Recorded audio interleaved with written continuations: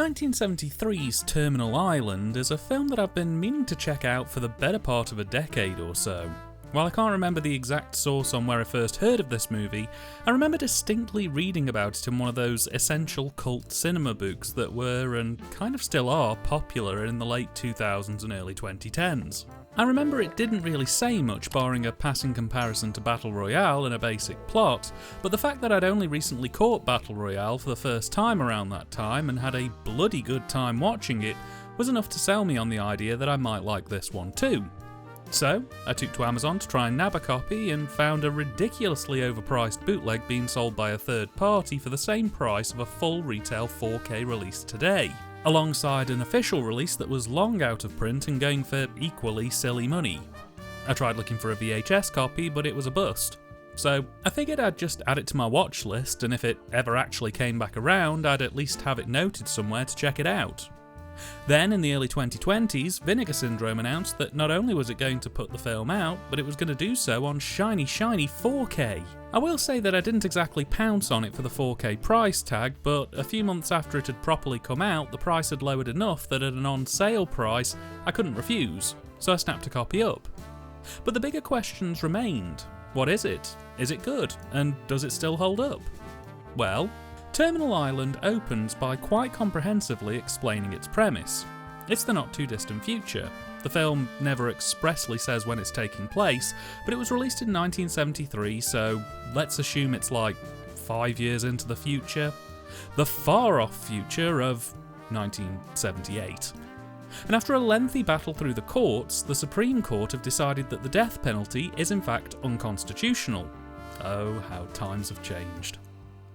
As such, this has created a bit of an issue, because the folks who are sat on death row can no longer be executed, can't be transferred back to a normal jail, and can't really be released either. So, a workaround's created. The government have purchased an island off the coast of California. They chose the island specifically because it's one of the further islands from the coast, and it's surrounded by water torrents with only one safe passageway in or out by small boat. The plan is simple. If we can't kill these death row inmates, we'll essentially just abandon them. And so, anyone with a murder conviction is now sent to Terminal Island, and the records are updated to mark them as deceased. The assumption is that the inmates on the island will either murder each other, or they'll starve eventually while trying to survive, or they'll drown by trying to escape. But the key idea here is that they won't be the state's problem anymore. There's a weekly supplies drop which arrives at random locations on the island, dropping barely enough food and water to keep the inhabitants alive. The idea being that if they don't find it, well, that solves that issue. And prison transfer boats come and go ad hoc to drop off new inmates, and that's basically where this film starts, as we're introduced to Carmen. Carmen has just been found guilty of murder and has been sentenced to Terminal Island. On first arriving, it looks like she's going to be in for a rather lonely stay. But eventually, she finds Milford, a doctor who's had his licence revoked after he was accused of killing his patients. Milford offers Carmen some synthesised drugs to help keep her mellow, but she isn't interested. The pair swap information, and Milford reveals that there's a group of inmates all banded together just over the nearest hillsides. He essentially tells her to be wary before heading back to the camp. Carmen tries to stick it out without anyone's help, but eventually decides to go and see what this encampment looks like. And what she finds is rather interesting. A group of around 40 or so male inmates have constructed something resembling a settlement, the leader of which is a guy named Bobby with his muscle, AJ. The pair rule the settlement with an iron fist, and on seeing Carmen, well, their day just about got made, as they don't get too many female inmates on the island. Carmen knows exactly what they're angling for and immediately tries to show that she isn't a pushover, but AJ knocks her pretty much straight to the ground and stands on her head before making it clear that she's working for them now, not the other way around. Carmen's then taken back to a shack and locked in. Inside the shack, she decides to rest in the corner, when the other ladies of the island return from some chores and freak out that there's another random woman in there. Things run a little tense, till Carmen cools the situation down and the ladies introduce themselves. There's Lee, Joy, and Bunny. They're all here for murder, but Bunny is a bit of a special case. She murdered her family and has basically been non-verbal ever since. She's also very easily triggered and can go into a blind rage if she isn't allowed whatever she needs whenever she needs it. Her needs are basic, to say the least, but yeah, you don't want to cross her. Carmen asks why the girls are locked in like pigs in a pen, and the girls respond pretty unanimously. They're women, a commodity on this island. And Bobby and AJ have decided that what that translates to is that the men do all the hunting and construction jobs, and the women do things like tending to the gardens, harvesting crops, preparing and serving meals, supporting the guys in construction work, and, at night, they're passed around from guy to guy in the camp on rotation. In some ways, the girls are glad that Carmen's joined when she has, as it means that night's sharing will be divided out across 4 girls rather than 3. Carmen's disgusted, but with guys who stab first and question later running the show, she doesn't seem to have anything in the way of an out here, so she very reluctantly keeps her head down and tries to learn as much about the island as possible. While running the daily chores with the girls, more about the island's history and current status is revealed. Apparently, there was an initial drop of around 70 to 80 inmates onto Terminal Island. That number dropped into the 60s within the first few hours when the worst offenders sent to the island turned in on their fellow inmates and carnage went down. Of what was left, around 40 of the men, led by Bobby and AJ, established a settlement near the coast where they're slowly building a commonplace. Albeit one built on the concept of just randomly murdering people you don't like at the settlement, and led by a slightly deranged murderer and his muscle man. But what about the other 20-odd men who didn't follow Bobby into the settlement? Well, around 10 to 15 of them formed a separate faction, which Bobby is keen to stress are full of weaklings and weirdos who are way worse than the 40 guys in the settlement. With the remaining guys trying to find a way off the island and sadly not making it. Neither of the remaining factions have really bumped into each other of late, so Bobby doesn't know how many guys are left out there, but he does know that he controls the majority of the supplies and he has all the women, and that's good enough for him to claim a victory. Carmen and the girls begin to discuss how they can take care of Bobby and AJ because they've all started to accept that he's kinda nuts and they don't want that kind of crazy deciding if they live or die. Fortunately for them, a solution arrives a couple of days later when, while down at the river doing the encampment's laundry, the girls are jumped by members of the rival faction, who kill the 1 or 2 guys guarding the girls before whisking them off to their encampment. Only, rather than being the weirdo bloodlusters that Bobby made them out to be, the girls find that this faction, while still not perfect, are at least somewhat better organised, and rather than operating by using fear as their main motivator, this faction works together cross-utilising their various skills to help ensure their survival. With decisions largely being made via committee, and most importantly of all, after talking to the girls and realising that they are far from loyal to Bobby, they decide to start allowing them to input on plans as well. But this faction have a problem. Their main goal is to create a settlement that attempts to make the island a livable place. They don't want to create a border cult-like dictatorship that relies on one man's violent visions. They basically just want to make a settlement where everyone chips in on the day-to-day operations, everyone gets a share of the rewards off the back of their work, and newcomers are welcomed on the condition that they help out. Otherwise, if they don't want to, or if they're antagonistic, they're left to fend for themselves. The problem is, whenever they have tried to establish a settlement up to this point, Bobby's men have quickly tracked them down and basically raided the place, looting and destroying any work they attempt to start, leaving the group down on numbers and having to continuously move around the island to evade attacks from Bobby's men. The girls see quite quickly that this gang know what they're doing, and they sure as hell don't want Bobby ruling the roost, so the girls try to cut a deal with the guys. In exchange for letting them stay in their faction, helping out and such, they'll help them take out Bobby and AJ and thus free the island of tyranny and finally allow them to set up their settlement. The sentiment is strengthened even more when Dr. Milford from the opening of the film also defects to the rival faction, boosting the numbers. But, while all of this is going on, news gets back to Bobby that the rival faction have stolen Bobby's girls and killed some of his men. He's furious, and immediately begins concocting a plan that will not only destroy the rival faction once and for all, but will possibly act as his ticket off the island for good. And so, it's girls and guys with brains and bombs versus psycho guys with guns and brawn. Who will be victorious? Will Carmen escape the island? Will Bobby escape the island? And, given how many roast chickens I've seen in this film so far, where the hell are they? All this and more will be answered if you check out Terminal Island. And colour me pleasantly surprised with this one. Given that it's been heavily marketed as an exploitation film over the years, I went into this one fully expecting a low-budget, cheap and cheerful movie that was going to trade on shock and sleaze in the absence of an actual budget to make something meaningful. But really? This was a lesson to me on making sure I did my due diligence when looking into movies, because the truth of the matter is that the director of this film, Stephanie Rothman, wanted this film to be about as far away from grindhousey exploitation subgenres as possible. Stephanie was mentored by Roger Corman, and after making a handful of playful erotic movies, she and her husband founded Dimension Pictures, aiming to make actual proper movies, not just the kind of thing the timid guy gets from the video store because he's not brave enough to ask for the beaded curtain section. And so, between them, they wrote and directed this film. But just before production was set to start, Stephanie started to worry if some elements of the film were heading a little too close to exploitation territory. So she quickly chopped out and amended several scenes to help try and bring it closer in line with more serious productions of the time. And the result is a film that's still playful and nearing the knuckle for exploitation. It still has moments, but it feels more like an action thriller that's had exploitation spliced into it genetically than an exploitation film that's been neutered. And I think the blend works really well. For starters, the script is an incredibly zippy 88 minutes long. It's got a clean 3-act structure with pretty seamless transitions between the 3 acts, and all 3 are pretty well balanced, with, I would say, a slightly longer second act framing 2 slightly shorter first and third acts.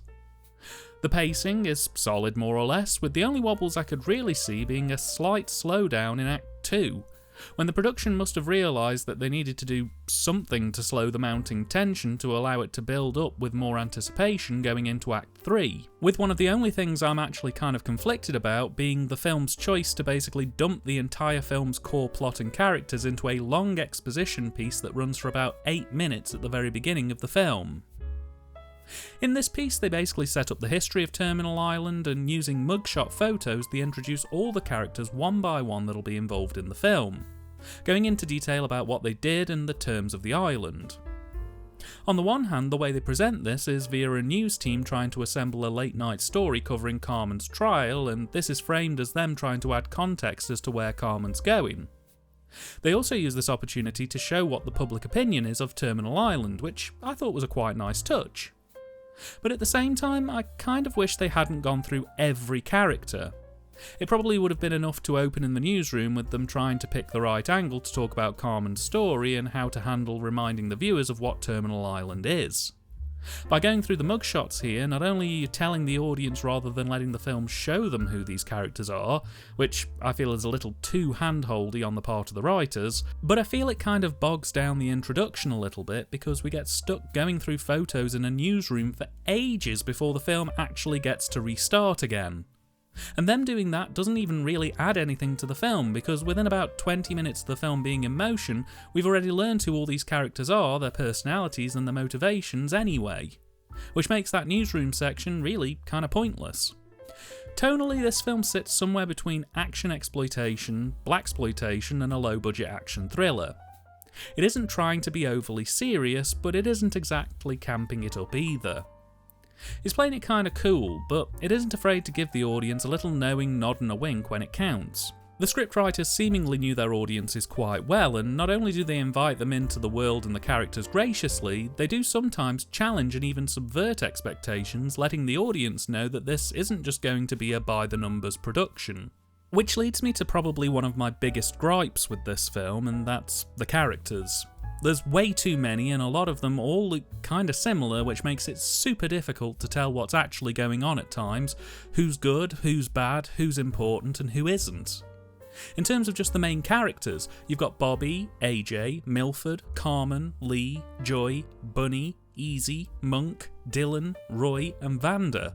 And they're just the main characters. That's not including around a dozen or so other actors who are either bit part players who pop in, do something and then get killed or pop back out, or extras who are just kind of mooching about.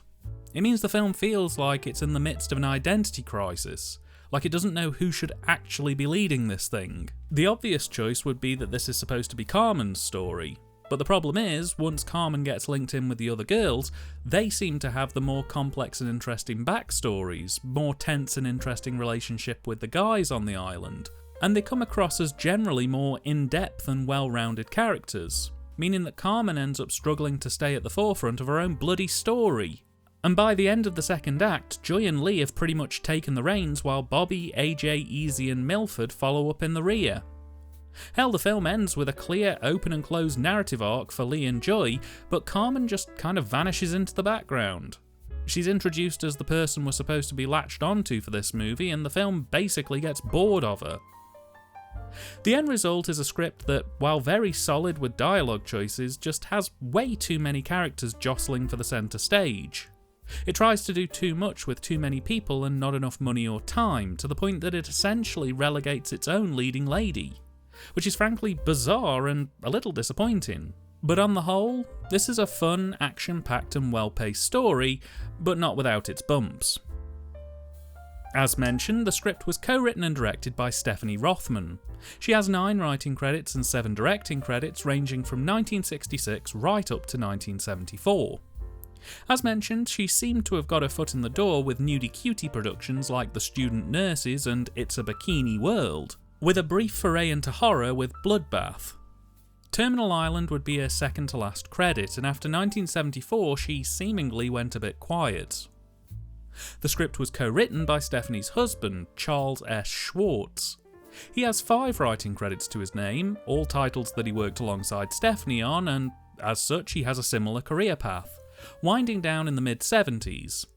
He sadly passed away in 2007 at the age of 67. And finally, also co-writing this film was James Barnett, who has 13 writing credits in a career running from 1954 through to 1976.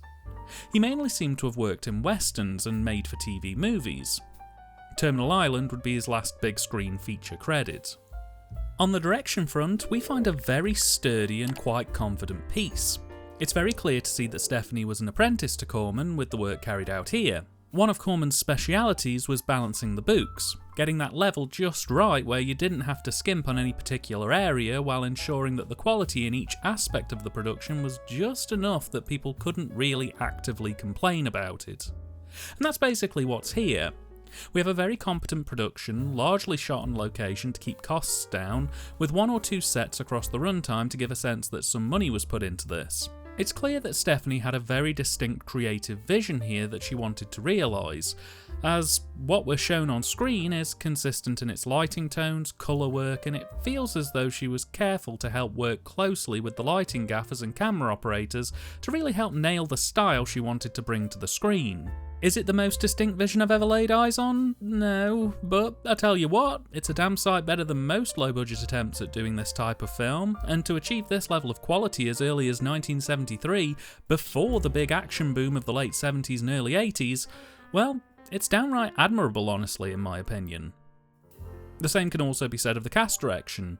The cast seemed confident in their characters, their lines, and the tone and vibe this production's aiming for, and I get the feeling that Steph and the crew worked very closely with them to help flesh out and shape their characters' personas from a physical standpoint.